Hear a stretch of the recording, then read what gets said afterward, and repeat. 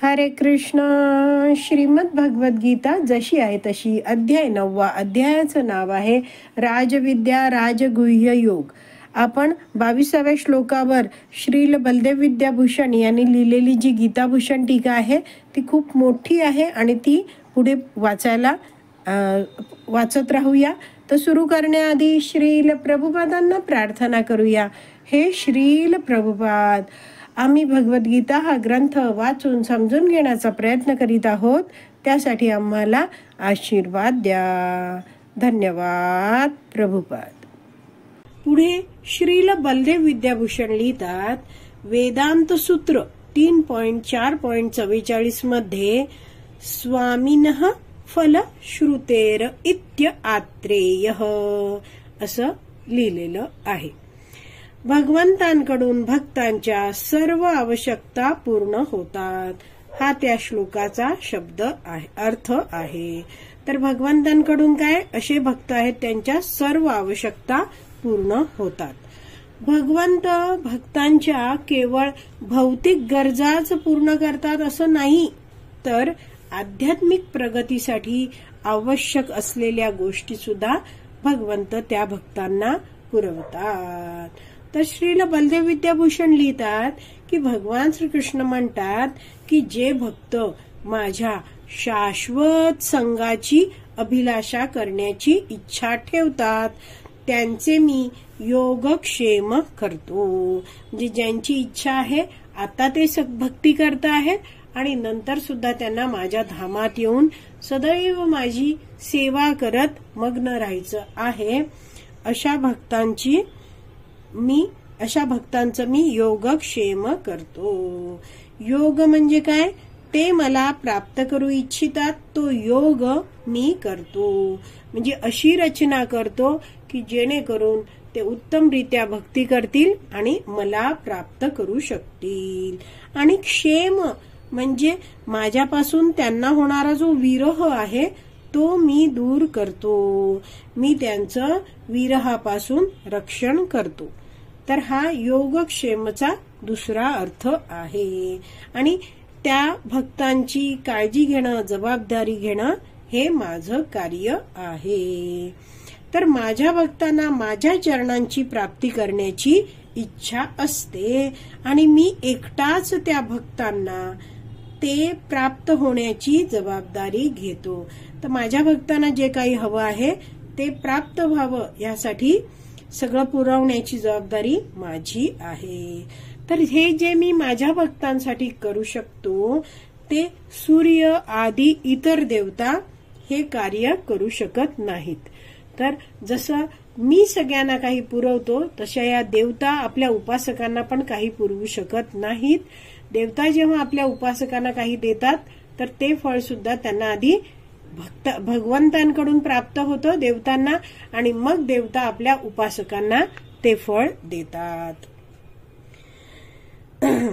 तर पुढे श्रील बलदेव विद्याभूषण लिहितात की भगवान श्रीकृष्ण 12व्या अध्यायात सांगतात. 12.6 आणि 7 श्लोक इथे दिले आहेत, ते वाचूया आपण. भगवंत म्हणता आहेत, ये तु सर्वाणि कर्माणि मयि सन्न्यस्य मत्परः अनन्येन एव योगेन मां ध्यायन्त उपासते तेषाम् अहं समुद्धर्ता मृत्यु संसार सागरात् भवामि न चिरात् पार्थ मयि आवेशित चेतसाम्. भाषांतर. परंतु जे माझे पूजन करतात, जे आपली सर्व कर्मे मला अर्पण करतात आणि अनन्य भावाने भक्ती करीत माझी उपासना करतात, माझ्या ठाई मन स्थिर करून भक्तीमध्ये संलग्न होतात आणि माझेच ध्यान करीत असतात, त्यांचा हे पार्था, हे अर्जुना, मी जन्म मृत्यू रूपी संसार सागरातून त्वरित उद्धार करतो. तर 12व्या अध्यायाचे 6 आणि 7 श्लोक इथे श्रील बलदेव विद्याभूषण यांनी दिले आहेत. तर स्वतः भगवंत आपल्या भक्तांची काळजी घेतात. पुढे श्रील बलदेव विद्याभूषण वेदांत सूत्र मधला 4.3.16 हा श्लोक देत आहेत. विशेषम च दर्शयती. तर भगवान श्रीकृष्ण आहेत ते स्वतः भक्ताला आध्यात्मिक जगतामध्ये घेऊन जातात. हे कार्य देवता करत नाहीत. तर भगवंत भक्त जे अनन्य भक्त आहेत त्यांना आपल्या धामात स्वतः घेऊन जातात. पुढे श्रील बलदेव विद्याभूषण यांनी आणखीन एक श्लोक दिला आहे, तो वाचूया. तर हा श्लोक आहे तो भगवान श्रीकृष्णांनी म्हटला आहे, नयामी परमं स्थानम अर्चिर आदि गतिर्विना गरुड स्कंधम आरोप्य यथेच्छम अनिवारितः. भगवान श्रीकृष्ण म्हणतात, माझ्या भक्तांना अर्ची आदी मार्गांचे अनुसरण करण्याची आवश्यकता नाही. मी स्वतः माझ्या भक्तांना गरुडावर बसवून माझ्या परमधामात घेऊन जातो.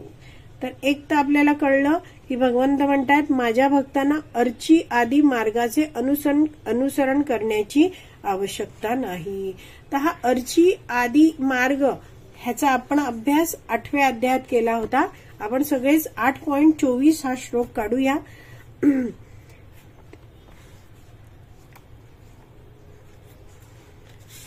तर 8.24 आहे. या श्लोकाचं भाषांतर वाचते आहे आणि मग समजवते आहे. जे परब्रह्माला जाणतात ते अग्निदेवतेच्या प्रभावामध्ये, प्रकाशामध्ये, दिवसाच्या शुभ क्षणी, शुक्ल पक्षामध्ये अथवा सूर्य जेव्हा उत्तरायणात असतो त्यास 6 महिन्यामध्ये या भौतिक जगतात मृत्यू झाल्यावर परब्रह्माची प्राप्ती करतात. तर हा जो प्रवास आहे किंवा हा जो मार्ग आहे याला म्हटलं जातं अर्ची मार्ग. म्हणजे जे लोक आहेत ज्यांनी परब्रह्माला जाणलं आहे आणि ते दिवसा उत्तरायणामध्ये, दिवसाच्या शुभ क्षणी, शुक्ल पक्षामध्ये देह सोडतात तेव्हा त्यांना परब्रह्माची प्राप्ती होते. मात्र तात्पर्यात सुद्धा आपण तेव्हा वाचलं आहे की कृष्ण भावना भावित विशुद्ध भक्त आहे त्याला मात्र असं काही हे जे हा अर्ची मार्ग आहे तो लागू होत नाही. तर हे आपण जाणलं आहे की भगवंत. आपण पुन्हा येऊया इथे. श्रील बलदेव विद्याभूषण यांनी भगवान श्रीकृष्णांनी सांगितलेला श्लोक सांगितलाय तो समजून घेऊया. तर भगवंत म्हणतात माझ्या भक्तांना या अर्ची आदी मार्गांचे अनुसरण करण्याची आवश्यकता नाही. मी स्वतः माझ्या भक्तांना गरुडावर बसवून माझ्या परमधामात घेऊन जातो. तर भगवंत म्हणतात गरुड स्कंधम आरोप्य. गरुडाचा स्कंध, स्कंध म्हणजे काय, खांदा. तर गरुडाच्या खांद्यावर मी बसवतो माझ्या भक्तांना आणि घेऊन जातो माझ्या परमधामामध्ये.